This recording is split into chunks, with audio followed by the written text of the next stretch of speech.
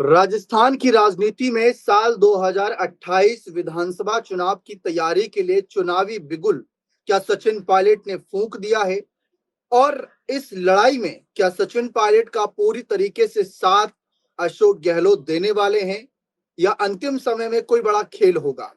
दरअसल ये सवाल इस वजह से उठ रहे हैं क्योंकि सचिन पायलट हाल ही में कुछ कार्यक्रमों में व्यस्त नजर आए, मीडिया के कैमरे उन तक पहुंचे, तो सवाल थे कि सीएम चेहरा कौन होगा। और अशोक गहलोत जी ने जो लेकर आपको बयान दिया था हाल ही में कि वो मेरे बच्चे की तरह है, बेटे की तरह है, जब वह 2-3 साल के थे तब मैं सांसद पद पर था और वैभव गहलोत की तरह उनको मानता हूं, तो पायलट ने उस बयान पर सहमति जताई और कहा कि आप इस बयान को गांठ मार कर रख लीजिए, यही सच है। यानी सचिन पायलट भी स्वीकार कर रहे हैं और गहलोत के फैसले पर सहमति जता रहे हैं। दूसरी तरफ उनका एक स्टेटमेंट सामने आया कि अगर आज चुनाव हो जाए तो भजनलाल सरकार की हार तय है। पंचायत चुनाव को लेकर भी सक्रिय नजर आ रही हैं।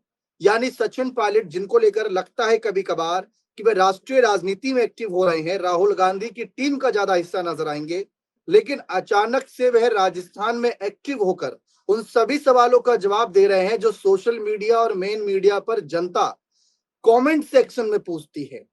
लेकिन अब यह बड़ा सवाल है कि आखिर क्यों? क्या आलाकमान की तरफ से पायलट को हरी झंडी मिल गई है या पंजाब में हुए फेरबदल को देखकर पायलट डर गए हैं और इसीलिए अभी से ही मोर्चा संभाल लिया है? इसी मुद्दे पर ज्यादा बातचीत करने के लिए हमारे साथ जुड़े हैं राकेश मोहन सिंह जी, यहाँ पर हमारे वरिष्ठ सहयोगी। बहुत बहुत स्वागत है सर आपका।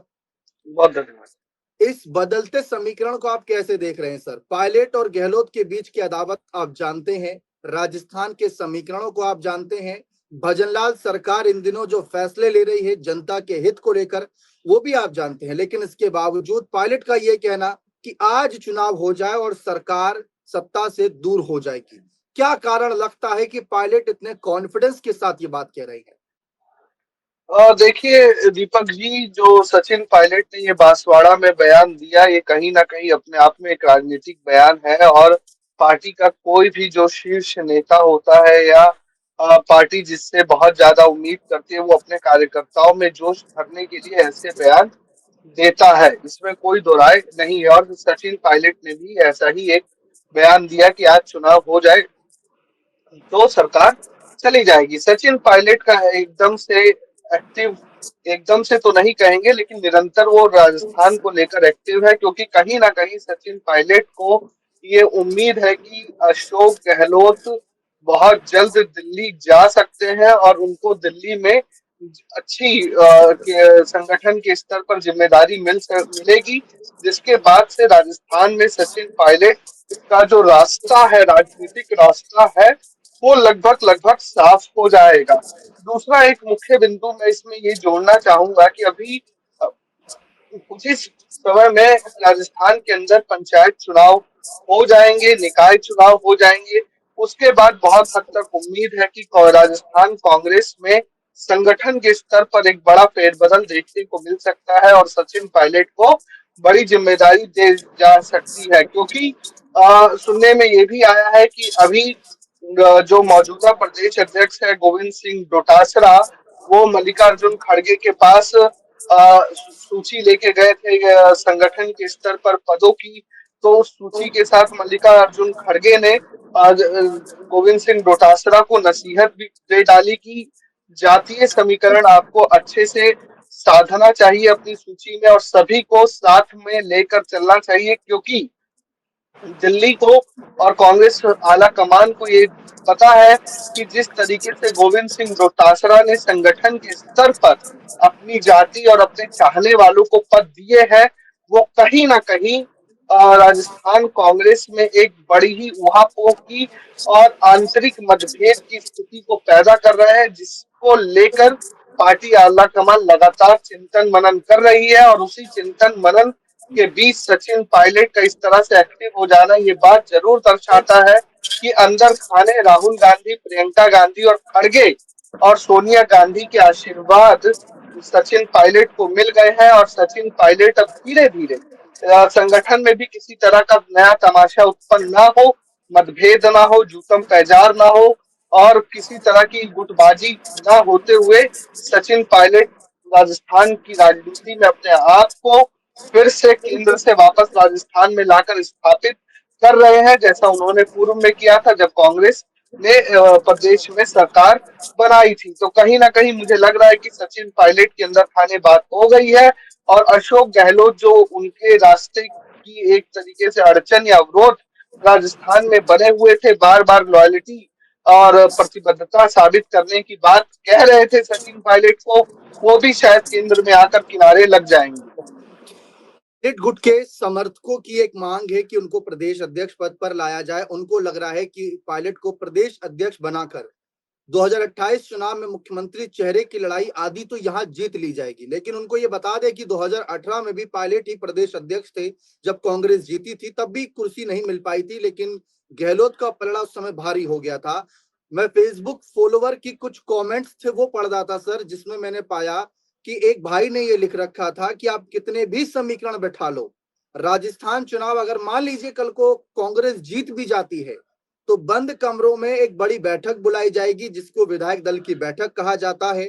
और वहां पर जो जितने विधायक होंगे जो अभी दिखा रहे हैं कि पायलट के साथ हैं या किसी के साथ नहीं है, वो अचानक से गहलोत के साथ चले जाएंगे। और ये खेल पहले भी हो चुका है 2020 में, 2018 में, 2022 में।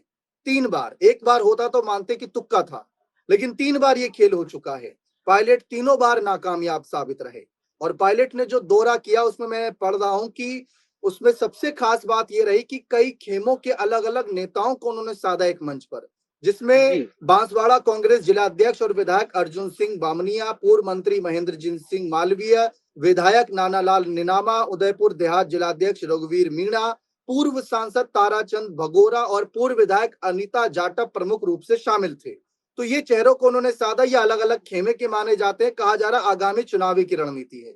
लेकिन जो भाई ने कमेंट्स किया था कि कुछ भी रणनीति बना लो, लेकिन जब विधायक दल की बैठक होगी, अगर कल को कांग्रेस जीतती है तो विधायक दल की बैठक में ज्यादातर विधायकों का समर्थन गहलोत की तरफ जाएगा। गहलोत की यही जादूगरी है। इसको आप कैसे देखते हैं? और देखिए दीपक जी, जो हमारे सम्मानित दर्शक ने ये बात लिखी है, मैं उस बात से बहुत हद तक इत्तेफाक रखता हूं, लेकिन मौजूद दर्शक को बता देना चाहते हैं हम आपके माध्यम से कि मौजूदा परिस्थितियां बदल गई हैं। जब ये सचिन पायलट नाराज हुए और कुछ विधायकों को लाकर वो गुड़गांव में बैठ गए, मानेसर कांड जिसे अगर राजस्थान की राजनीति और कांग्रेस और अशोक गहलोत याद करते हैं समय समय पे, उस दौर में सोनिया गांधी ने एक पर्ची भेजी थी, और सोनिया गांधी चाहती थी कि अशोक गहलोत कुर्सी छोड़े और बहुत ही आसान तरीके से सत्ता का स्थानांतरण होते हुए वो सचिन पायलट के पास चला जाए। अशोक गहलोत की जादूगरी यही है कि वो विधायकों को मैनेज करना जानते हैं, जैसा उन्होंने किया। उस समय उन्होंने विधायकों को मैनेज किया, गोविंद सिंह डोटासरा, टीकाराम जूली, खाचरियावास, इन सब विधायकों को उन्होंने कॉन्फिडेंस में लेकर, और अजय माकन जो ऑब्जर्वर बनकर दिल्ली से गए थे, वहां पर इन्होंने ये बात स्थापित कर दी।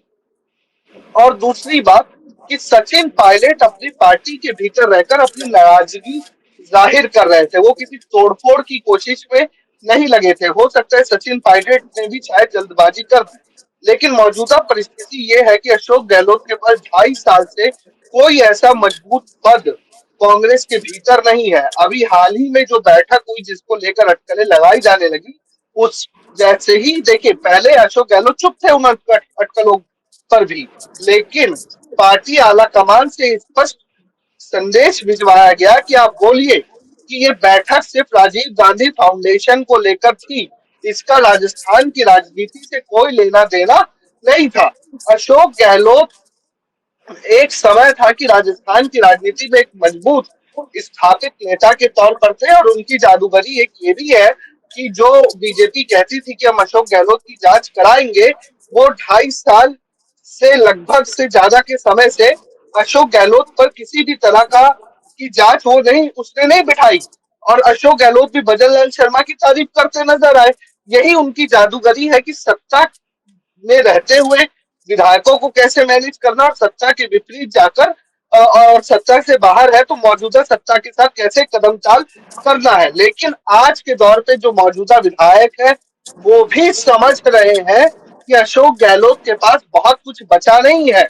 नहीं तो ऐसा होता तो राजस्थान से बाहर अशोक गहलोत को नहीं किया जाता, या बाहर करने की कवायद चल नहीं रही होती। अंदर थाने से खबर ये है कि जल्द ही अशोक गहलोत को दिल्ली बुला लिया जाएगा, क्योंकि पार्टी आलाकमान को भी पता है कि अब वर्तमान समय में अशोक गहलोत जैसे ओल्ड गार्ड्स की जरूरत नहीं है और सचिन पायलट जैसे युवा तुर्क को लाने की जरूरत है। दूसरी बात, विधायक क्या कहेंगे? विधायकों को सीधा संदेश था उस दौर में कि सचिन पायलट प्रदेश अध्यक्ष है और अशोक गहलोत सीनियर नेता है, जिसके कारण उनको मुख्यमंत्री कुर्सी पर बिठाया जाए। ये विधायकों के पास मैसेज था। तो विधायक पार्टी आला कमान के मैसेज के विपरीत नहीं जाएंगे। यहाँ ज्योतिरादित्य सिंधिया वाली स्थिति नहीं है, क्योंकि ज्योतिरादित्य सिंधिया को बोला गया था कि जैसे ही अगर मध्य प्रदेश जीतते हैं तो आपको सीएम बनाया जाएगा। यहाँ पर सचिन पायलट के साथ वैसी कोई कमिटमेंट पार्टी आलाकमान की तरफ से नहीं थी। इसलिए विधायकों को क्लियर मैसेज था कि Ashok Gehlot senior party leader है, राजस्थान से आते हैं। पार्टी आलाकमान भी उस दौर में यही चाह रही थी कि अशोक गहलोत को सीएम बनाया जाए। और जैसे ही अशोक गहलोत ने मानेसर कांड के समय पार्टी के विपरीत और सोनिया गांधी के विपरीत जाने की कोशिश की और गए भी, तो उसका हश्र आप ये देख लीजिए कि अशोक गहलोत आज के टाइम पे ना 3 में है, ना 13 में है, ना राजस्थान में ही उनको कुछ प्राप्त हो रहा है और ना दिल्ली में ही प्राप्त हो रहा है।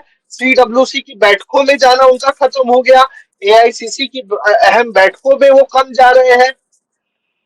तो आप समझिए अशोक गहलोत राजनीतिक स्तर पर कांग्रेस के भीतर किस हाशिए पर आ गए हैं। अब बस वो गोविंद सिंह डोटासरा और अपने पाले के जो विधायक हैं उनके भरोसे बयानबाजी कर रहे हैं। कॉन्स्टिट्यूशन क्लब की भी मैं अगर बात कहूं तो कॉन्स्टिट्यूशन क्लब में वहां पे मौजूद एक कांग्रेस लीडर ने ही पत्रकारों को बुलाया था कि आप यहाँ आ जाइए, यहाँ अशोक गहलोत बाल कटवा रहे हैं या अपने निजी कार्यों से या किसी भी कार्य से आए हैं। तो वहां पर प्रेस पहुंची, वहां पे पत्रकार पहुंचे और उन्होंने सीधा सवाल किया और अशोक गहलोत को समय मिल गया, उन्होंने जवाब दे दिया। तो आप देखिए किस तरीके से मीडिया मोबिलाइजेशन भी अशोक गहलोत ने दिल्ली में आकर किया। तो वो इसीलिए है कि कहीं ना कहीं सचिन पायलट को कमजोर किया जाए। पार्टी आलाकमान और राहुल गांधी भी समझ रहे हैं। और जो अजमेर में वर्कशॉप हुई वहां पर भी नजारे साफ है, अशोक गहलोत कहाँ थे और सचिन पायलट कहाँ थे। तो देखिए राजनीति में हमेशा, और एक बार तो आप ही ने बताया था दीपक जी, मुझे याद है कि किसी नामांकन में सचिन पायलट का चित्र नहीं था जो पार्टी की तरफ से सोशल मीडिया पेज पर शेयर किया गया। जब ऑब्जेक्शन हुआ, हस्तक्षेप हुए तो तुरंत सचिन पायलट की पिक्चर आ गई, चित्र आ गए। उसके बाद के सभी संगठन स्तर की बैठकों में सचिन पायलट का चित्र निरंतर आते रहे। तो आप समझिए सचिन पायलट किस मजबूत स्थिति में आ गए और वो दौर खत्म हो गया। जहां तक मुझे लगता जी। है कि अशोक गहलोत इस पोजीशन में है कि वो विधायकों को मोबिलाइज करके कोई अपने हित का फैसला ले सकते। जो जिक्र था वो हाल ही में राज्यसभा चुनाव के नामांकन को लेकर जो जी था वो उसका था। लेकिन एक सवाल जो मैं फेसबुक पर जो तमाम दर्शक जुड़ते हैं हमसे, जो कमेंट्स पढ़ता हूं, उनमें से ज्यादातर क्या, तो मैंने पहला सवाल तो पूछ ही लिया। दूसरा सवाल ये नजर आ रहा था कि सचिन पायलट को लेकर लोग सीधा बात करते तो सीएम चेहरे से कनेक्ट करते हैं, लेकिन जो युवा मतदाता हैं जो सचिन पायलट को लेकर पहली बार देख रहे हैं कि अगर इनको सीएम चेहरे के तौर पर प्रोजेक्ट किया जा रहा है तो क्या खासियत है इनके अंदर। क्योंकि अशोक गहलोत की बात करें तो कहा जाता है कि संगठन के नजरिए से फंड जुटाने की बात हो या फिर विधायकों को लाने की, जैसे कि बीएसपी के भी विधायकों को पाला बदल करवा दिया था, या फिर अगर हम देखें उनके पुराने कामकाज को लेकर या गांधी परिवार से नजदीकियां, तो वो पॉजिटिव पॉइंट है। पायलट का क्या पॉजिटिव पॉइंट है? क्योंकि पिता राजेश पायलट के सहारे राजनीति में आए और उसके बाद जिस तरीके की राजनीति करी, परिवारवाद का आरोप भी लगता है, तो उनके कामकाज को लेकर भी जनता जानना चाहती है। बेहद कम शब्दों में आपसे इसका सवाल का जवाब जानना चाहूंगा सर। देखिए सचिन पायलट, जैसे आपने युवाओं की बात की, तो युवा तो आज हर पार्टी के केंद्र में है, युवा मतदाता। लेकिन इन सबके विपरीत सचिन पायलट किन मुद्दों पर बात कर रहे हैं ये अहम बात। सचिन पायलट बेरोजगारी पर बात कर रहे हैं, उनका पेपर लीक पर बयान सामने आया। वो युवाओं के लिए निवेश लाकर रोजगार देने की बात कर रहे हैं। वो युवाओं को एंटरप्रेन्योर बनाने की बात कर रहे हैं। वो समझते हैं कि जो भारत है वहां जो मैक्सिमम आबादी है वो युवाओं की है, और युवा इस देश के लिए अवसर है। सचिन पायलट इस बात को समझते हैं। राजस्थान में भी युवा है, वो राजस्थान के लिए और पूरे देश के लिए अवसर है। तो सचिन पायलट इसी के इर्द गिर्द रहकर, इसी के इर्द गिर्द राजनीति कर कर युवाओं के बीच में अपनी पैठ बनाने की कोशिश कर रहे हैं। और युवा भी, मुझे ऐसा लगता है कि बहुत हद तक सचिन पायलट के साथ जुड़ेंगे। और आप उनकी जनसभाओं में देखिए किस तरीके से युवाओं की भीड़ जुटती है। वो किसी भी दूसरे राजस्थान कांग्रेस के नेता की जनसभाओं में नहीं दिखता। अशोक गहलोत की अपनी एक, आप कह लीजिए कि फैन फॉलोइंग है, या अपने एक समर्थक है जो आते हैं, लेकिन सचिन पायलट हर वर्ग को जोड़ते हैं। ऐसा नहीं है सचिन पायलट से हिंदू नहीं जुड़ता, हिंदू भी जुड़ता है। और उनकी छवि कट्टर हिंदुत्ववादी वाली भी नहीं है। तो युवा के मुद्दे उठा रहे हैं सचिन पायलट, पेपर लीक पर बोल रहे हैं, बेरोजगारी पर बोल रहे हैं, एंटरप्रेन्योरशिप पर बोल रहे हैं। तो ये तमाम मुद्दों के बीच के साथ युवाओं के बीच में है सचिन पायलट। और मुझे लगता है युवा इन्हीं मुद्दों के साथ सचिन पायलट से जुड़ेगा भी।